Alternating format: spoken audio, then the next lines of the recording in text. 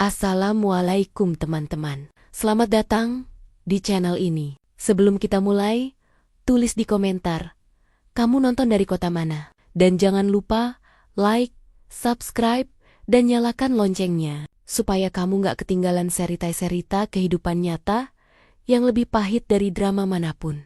Oke, sebelum cerita ini dimulai, kalian boleh menghakimi aku dulu. Bilang aku janda yang tidak tahu diri. Bilang aku atasan yang tidak profesional. Bilang aku perempuan tua yang sengaja lembur bareng staf muda demi perhatian murahan. Silakan. Karena itulah yang orang lihat dari luar. Tapi kalau kalian punya 2 menit saja untuk mendengarkan ceritaku, kalian mungkin akan sadar bahwa apa yang kalian sebut godaan itu sebenarnya lahir dari kesepian yang sudah menua di dalam dada seorang wanita yang terlalu lama sendirian. Namaku Ernie. Dan inilah kisah yang tidak pernah berani aku ceritakan pada siapapun. Sampai hari ini. Namaku Ernie. 43 tahun. Banyak orang bilang hidupku sempurna. Pekerjaan mapan, jabatan tinggi, rumah besar, mobil mewah, pakaian mahal. Kemanapun aku pergi, orang berdiri memberi jalan. Di kantor, setiap pintu terbuka sebelum aku menyentuhnya. Setiap suara berubah sopan saat aku datang. Ironisnya, semakin banyak orang yang menghormatiku, semakin sedikit orang yang benar-benar mengenalku. Aku adalah janda kaya, begitu mereka menyebutku. 3 tahun lalu, suamiku meninggal mendadak, dan sejak itu, dunia seakan kehilangan separuh warnanya. Rumahku tidak pernah berubah, ukuran tetap besar, tetap megah. Tapi entah kenapa, rasanya makin lama makin menelan diriku.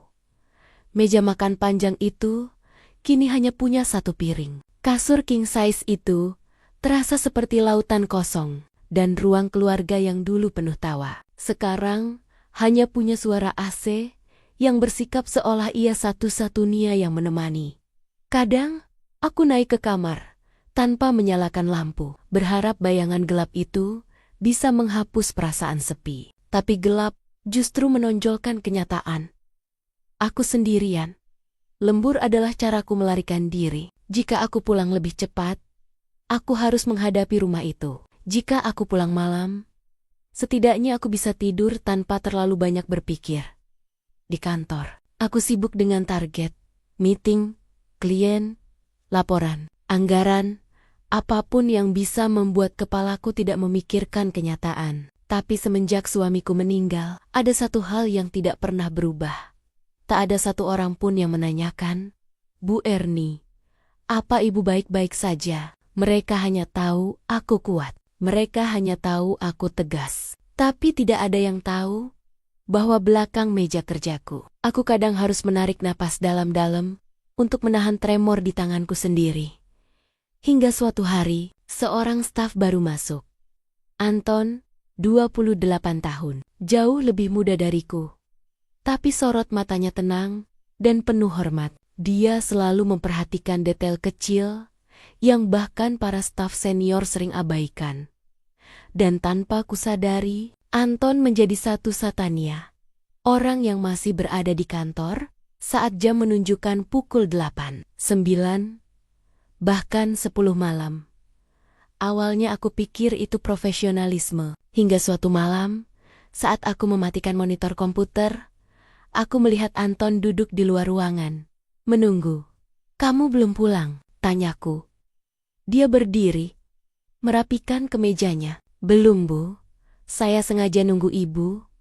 Kalau ibu lembur, saya nggak tenang pulang duluan." Jawaban itu membuat sesuatu bergerak di dalam diriku. Sesuatu yang sudah bertahan-tahan, terkubur. Sebuah rasa bahwa ada seseorang yang benar-benar peduli apakah aku pulang sendirian atau tidak. Malam-malam berikutnya, dia tetap menunggu. Kadang, dia membawakan teh hangat ke ruanganku. Kadang dia sekadar berkata, "Ibu butuh udara sebentar?" Saya sudah matikan lampu di ruangan lain. Sederhana, tapi luar biasa berarti untuk seseorang yang sudah lama kehilangan kehangatan manusia. Aku mulai memperhatikan Anton diam-diam. Cara dia membereskan meja, cara dia menatap layar laptop dengan fokus, cara dia ragu-ragu sebelum mengetuk pintu ruanganku, dan cara dia tersenyum singkat ketika aku memujinya. Tidak ada apa-apa antara kami, tidak boleh ada, itu yang selalu kuingatkan. Tapi, setiap malam lembur bersama, ada satu hal yang terus menghantuiku. Kenapa keberadaannya membuat kantor terasa lebih hangat dari rumahku sendiri? Aku mulai menyadari sesuatu. Aku bekerja bukan untuk mengejar target. Aku lembur, bukan karena tuntutan. Aku tetap tinggal di kantor sampai larut, karena aku menunda pulang ke tempat yang membuatku merasa seperti tidak punya siapa-siapa. Dan dalam diam, tanpa suara, tanpa rencana, Anton menjadi satu-satunya alasan mengapa jam pulang tidak lagi terasa menakutkan. Malam itu, saat aku hendak mematikan lampu ruangan, Anton menatapku dan berkata pelan, "Bu Erni, kalau pulang sendirian itu berat, saya siap nungguin setiap malam." "Gak masalah kok." Aku tidak menjawab. Aku hanya mengangguk, karena jika aku bicara, aku takut suaraku pecah.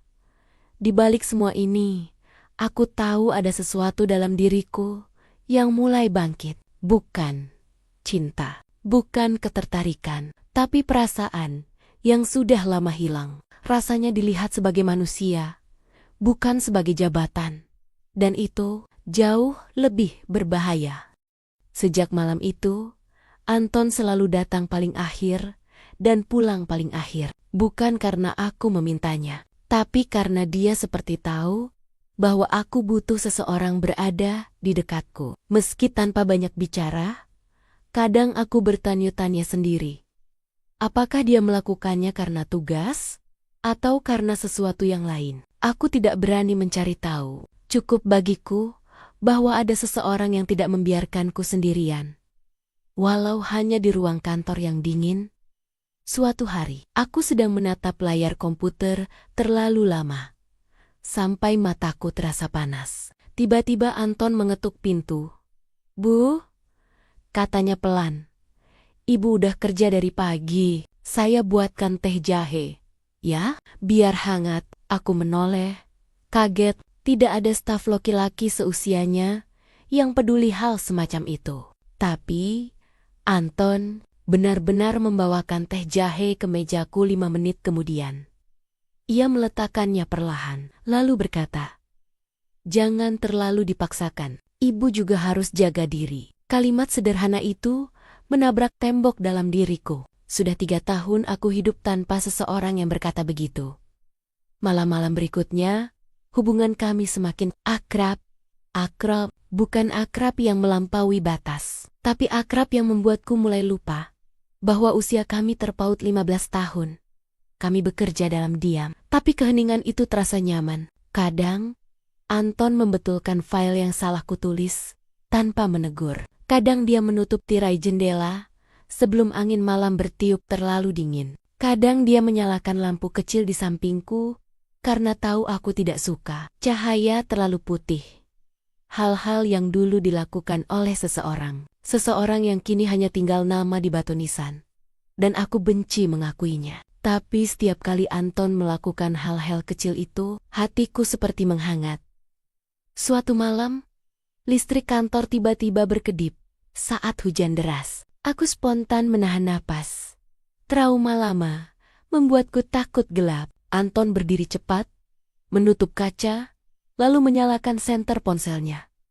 "Tenang, Bu, saya ada di sini. Gak usah takut." Suara itu, suara yang tegas tapi lembut, entah kenapa membuatku ingin menangis. Setelah lampu kembali stabil, aku mendapati Anton menatapku, seolah memastikan aku baik-baik saja. "Hujan memang suka bikin listrik aneh," katanya santai. Seakan ia tahu, aku tak ingin pembicaraan itu terlalu dalam. Aku tersenyum lemah, berusaha terlihat kuat. Tadi saya kaget, sedikit saja. Bohongku. Anton hanya mengangguk, tidak mendebat. seolah dia bisa membaca apa yang tidak kukatakan. Beberapa hari kemudian, ia naik lift bersamaku untuk pertama kalinya. Tidak ada pegawai lain. Suasana terasa berbeda. Lebih dekat. Di dalam lift, Anton berkata pelan, "Bu, kalau ibu butuh teman bicara, kapanpun saya siap." Kalimat itu membuat jantungku berdebar aneh. Aku menunduk, mengatakan, "Itu bukan tugas kamu, Anton." Dia tersenyum. "Saya tahu. Makanya saya bilang, saya yang siap, bukan pekerjaan saya." Lift terus naik, tapi rasanya aku yang turun ke tempat yang sudah lama aku tinggalkan. Tempat di mana kehadiran seseorang bisa membuatku merasa hidup. Aku pulang malam itu dengan langkah yang lebih pelan dari biasanya. Untuk pertama kalinya dalam bertahun-tahun, aku tidak takut pulang ke rumah yang gelap. Karena di kantor, ada seseorang yang membuatku merasa bahwa diriku masih layak diperhatikan. Dan aku tahu ini adalah awal dari sesuatu yang sangat berbahaya, tapi juga sangat sulit untuk kutolak. Hari-hari setelah itu terasa berbeda, bukan karena ada yang berubah antara aku dan Anton secara langsung, tapi karena aku mulai merasa kantor tidak lagi senetral dulu. Awalnya aku tidak sadar, sampai suatu siang, saat aku berjalan ke ruang meeting, dua staf perempuan yang biasanya ramah tiba-tiba berhenti bicara ketika aku lewat. Tatapan mereka sepat-sepat beralih ke komputer. Tapi aku melihat dari sudut mata salah satu dari mereka, tersenyum sinis. Aku mengabaikan. Aku pikir itu hanya perasaan. Tapi beberapa hari kemudian, aku mendengar sesuatu yang membuatku berhenti berdiri di depan lift. Dia itu lembur karena manajer kita. Tahu kan? Gila ya? Masih muda, tapi dekat sama janda kaya. Siapa yang nolak? Halah. Kalau bukan karena dia, Anton udah pulang jam 6. Mereka tidak sadar. Aku berdiri hanya 2 meter di belakang. Tanganku mengepal. Bukan karena marah, tapi karena malu.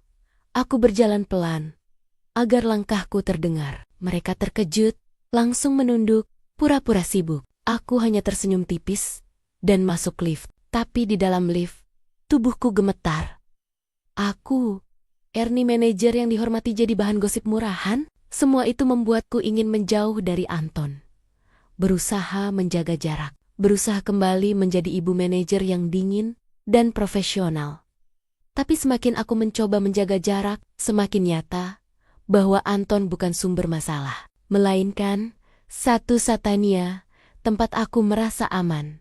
Sore itu, aku duduk sendirian di ruang kerja. Lampu kantor mulai padam satu persatu. Aku sengaja tidak memberitahu Anton aku masih di kantor. Mungkin agar dia pulang duluan. Mungkin agar aku bisa merapikan diri dan pikiranku. Tapi seperti biasa, dia mengetuk pintu dengan lembut. "Ibu belum pulang?" Suaranya datar, tapi peduli. Aku mendongak, berusaha terlihat tegas. "Anton, kamu gak usah nunggu saya terus." Itu bikin orang salah paham. Dia masuk pelan, menutup pintu. "Ibu yang salah paham." Katanya tenang. "Saya nunggu, bukan karena perintah, tapi karena saya gak mau ibu sendirian." Kalimat itu menusukku 2 kali. Sebagai wanita, dan sebagai manusia yang sudah lama menahan rindu, aku menatapnya tajam. "Dan gosip-gosip itu, kamu tidak peduli?" Anton tersenyum kecil, menghela napas. Orang kantor memang suka ngomong. Tapi kalau saya berhenti melakukan yang benar, hanya karena takut omongan, buat apa saya kerja di sini, Bu? Jawaban itu membuatku terdiam. Bukan hanya karena tepat, tapi karena itu adalah sesuatu yang sudah lama tidak aku dengar dari siapapun. Loyalitas yang tulus.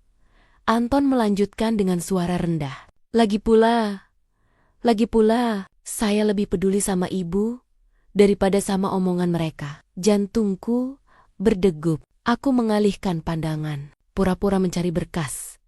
Tapi Anton berdiri di dekat meja. Tidak terlalu dekat, tidak terlalu jauh. Cukup untuk membuat keberadaannya terasa. Saya tahu, saya cuma staf, Bu, katanya. Tapi saya tidak akan biarkan Ibu menghadapi semua itu sendirian. Aku menutup mata sejenak, membiarkan kata-kata Nia mengisi ruang yang selama ini kosong. Dan ketika aku membuka mata lagi, Anton sudah menatapku dengan cara yang tidak berani diucapkan siapapun dalam 3 tahun terakhir. Bukan sebagai manajer, tapi sebagai seseorang yang pantas diperhatikan. Aku menelan ludah, pelan. Terima kasih, Anton. Dia tersenyum kecil. Selalu, Bu, dan untuk pertama kalinya dalam waktu yang lama, aku tidak merasa perlu bertahan sendirian. Tapi yang tidak aku tahu adalah, semakin aku merasa nyaman, semakin besar badai yang akan datang. Sejak gosip itu berembus, aku berusaha menjaga jarak dari Anton. Aku mencoba kembali menjadi Ernie yang tegas, profesional, tidak tersentuh. Aku mengurangi bicara, menghindari kontak mata, bahkan beberapa kali sengaja pulang lebih cepat agar tidak bersamanya terlalu lama. Tapi setiap kali aku mencoba menjauh, hidup terasa kembali dingin, seperti sebelum Anton datang. Kantor kembali sunyi, pekerjaan kembali hambar, dan lembur kembali terasa seperti hukuman, bukan pelarian. Sampai akhirnya, aku menyerah pada pikiranku sendiri. Menjaga jarak ternyata lebih melelahkan daripada menghadapi gosip. Malam itu, aku masih di kantor, memandangi layar komputer tanpa bener-bener membaca isinya. Entah kenapa, aku ingin ada seseorang yang mengetuk pintu dan bilang bahwa aku tidak perlu kuat sendirian. Dan seakan semesta mendengar, ketukan itu datang. Anton masuk pelan, membawa 2 cup kopi hangat. Bu, saya tahu Ibu bilang jangan nunggu, tapi saya lihat lampu ruangannya masih menyala dari lorong. Aku menghela napas panjang. Anton, kalau kamu tetap begini, orang makin salah paham. Terserah mereka mau pahamin apa. Jawab Anton tenang. Saya cuma nggak mau Ibu bekerja sendirian. Aku terdiam. Kalimat itu sederhana, tapi entah kenapa terasa seperti sesuatu yang sudah lama sekali tidak aku dengar. Anton duduk di kursi seberang, tidak terlalu dekat, tidak terlalu jauh. Dia membuka laptop dan membantu memverifikasi laporan tanpa aku minta. Dia fokus, tapi sesekali matanya memperhatikan apakah aku butuh sesuatu. Di tengah kesunyian itu, aku merasakan sesuatu yang sulit dijelaskan. Ketenangan yang dulu pernah kuanggap tidak akan pernah kembali. Setelah beberapa jam, aku menutup file terakhir. Ternyata, kamu banyak membantu ya, kataku. Anton tersenyum kecil, menatapku dengan lembut. Saya senang bantu Ibu. Kerjaan ini jadi terasa lebih hidup kalau Ibu ada. Kalimat itu seperti menarik napas yang tidak pernah kusadari selama ini kutahan. Aku menatapnya lama. Dan di tatapannya aku melihat sesuatu yang berbahaya. Kejujuran, ketulusan, dan rasa hormat yang melebihi batas pekerjaan. Anton, kamu sadar kan? Ini bisa jadi masalah. Dia mengangguk pelan. Saya tahu, tapi saya juga tahu, Ibu cuma butuh seseorang buat ada di sisi Ibu. Aku terdiam, karena benar, bukan cinta, bukan rayuan. Aku hanya butuh seseorang ada, seperti suamiku dulu. Sebelum dunia memisahkan kami, Anton tiba-tiba berdiri, menghampiri meja, lalu mengambil blazer yang terjatuh dari kursi. Dia merapikannya pelan, lalu meletakkannya di pundakku tanpa bicara. Gerakan kecil itu membuat tubuhku kaku, bukan karena takut, tapi karena terlalu lama aku tidak diperlakukan dengan kelembutan seperti itu. Bu, jangan terlalu keras pada diri sendiri, ucapnya pelan. Saya tahu Ibu kuat, tapi orang kuat pun boleh merasa lelah. Aku menunduk, menahan air mata yang ingin keluar. Tangan Anton berhenti di atas sandaran kursi. Tidak menyentuhku, tidak melewati batas, tapi cukup dekat untuk membuatku merasakan hangatnya kehadiran seseorang. Untuk pertama kalinya dalam 3 tahun, aku ingin seseorang bertahan sedikit lebih lama di sisiku. Aku menatapnya, dan Anton menundukkan wajahnya sedikit, seolah bertanya tanpa suara. Bolehkah saya tetap ada? Aku tidak menjawab, tapi tatapanku mengatakannya untukku. Di malam itu, di ruang kantor yang sunyi, hubungan kami secara emosional melangkah ke wilayah yang tidak pernah kami rencanakan. Tak ada sentuhan, tak ada pengakuan, tak ada kata suka atau sayang. Tapi hubungan emosional itu jauh lebih berbahaya daripada apapun yang bisa dilakukan oleh fisik. Karena mulai malam itu, aku tidak lagi lembur demi pekerjaan. Aku lembur karena Anton ada, dan itu adalah awal dari sesuatu yang nantinya akan menghancurkan lebih dari sekadar reputasi. Hubungan kami makin dekat dari hari ke hari, bukan karena kami menginginkannya, tapi karena setiap malam lembur bersama selalu membuat jarak itu mengecil sedikit demi sedikit. Satu kalimat kecil dari Anton, satu senyum kecilku, satu perhatian sederhana, tanpa sadar membentuk sesuatu yang seharusnya tidak pernah ada. Semua dimulai dari hal sepele. Suatu malam, aku batuk pelan, tidak keras, hanya batuk kecil, karena kelelahan tiba-tiba Anton berdiri, mengambilkan air mineral tanpa aku minta. Bu, kalau lelah, jangan dipaksa. Ibu, bukan robot. Kalimat itu membuatku terdiam, karena aku sadar sudah lama tidak ada yang menegurku seperti itu. Tapi semakin dekat kami secara diam-diam, semakin keras orang-orang bicara di belakang punggungku. Di pantry, aku pernah mendengar suara seorang wanita berbisik. Makanya kalau janda, hati-hati, gampang jatuh hati sama anak muda. Lalu tawa kecil menyusul.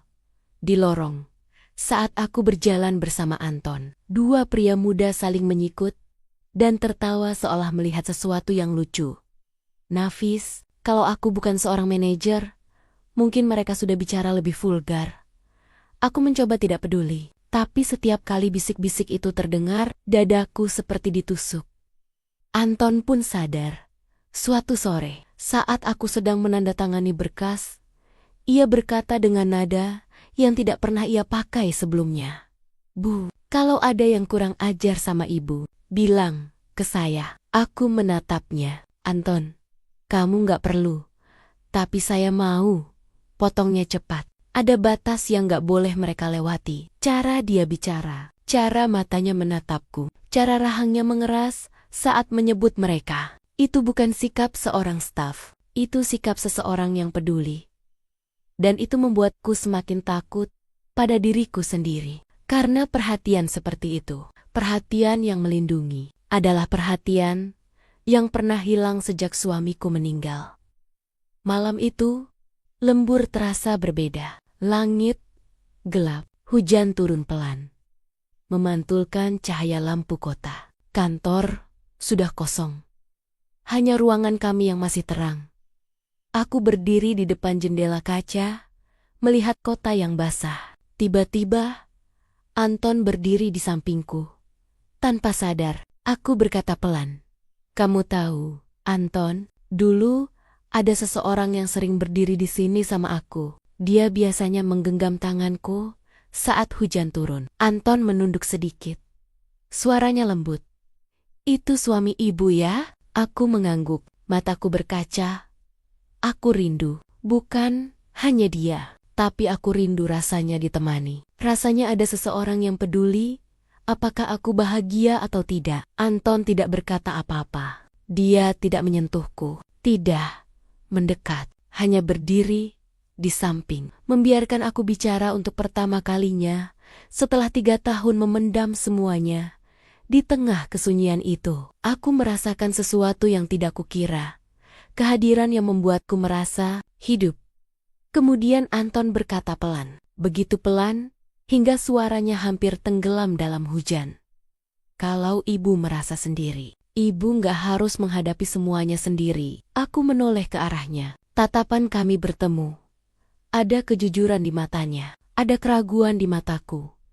Dan ada sesuatu yang tidak boleh terjadi. tapi sedang terjadi.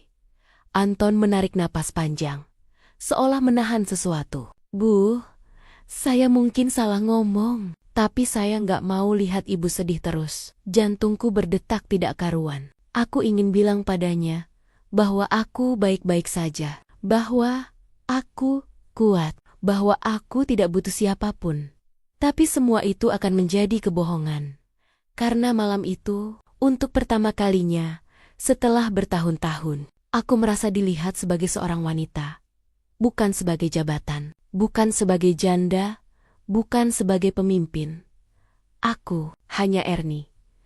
Dan Anton membuatku mengingat rasanya menjadi manusia lagi. Namun, di balik kehangatan kecil itu, aku tahu sesuatu sedang bergerak di luar kendali. Dan batas antara kami semakin kabur. Ida tenang adalah cara dia menatapku. Ada rasa hormat, ada kelembutan, tapi juga ada perasaan lain yang tidak berani kuakui. Dan suatu malam, saat semua pegawai sudah pulang, kami kembali duduk berdua di kantor yang hening. Aku merasa gelisah, tidak tahu kenapa, ada ketakutan di dadaku. Takut pada hal yang bahkan belum terjadi. Anton, kataku pelan. Kamu seharusnya jaga jarak sama saya. Dia mematikan laptopnya. Menatapku serius. Kenapa? Karena gosip. Aku menggeleng. Tidak. Karena saya merasa kita mulai tidak memosisikan diri dengan benar. Anton mencondongkan tubuh sedikit, tapi tetap menjaga jarak aman.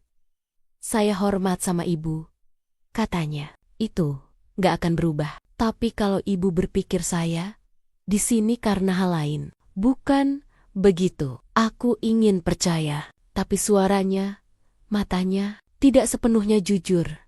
Dia melanjutkan, suaranya rendah dan tenang.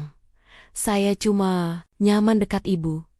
Ibu beda, ibu kuat, tapi sendiri. Ibu keras, tapi hati-hati. Ibu terlihat sempurna, tapi saya tahu ada sedih yang ibu sembunyikan. Kata-katanya membuatku terpaku. Anton menunduk, seolah takut salah bicara. Dan setiap kali saya lihat, ibu nahan semua itu sendirian. Rasanya, saya ingin ada di situ. Suasana hening. Aku merasakan sesuatu di dadaku yang sudah lama hilang.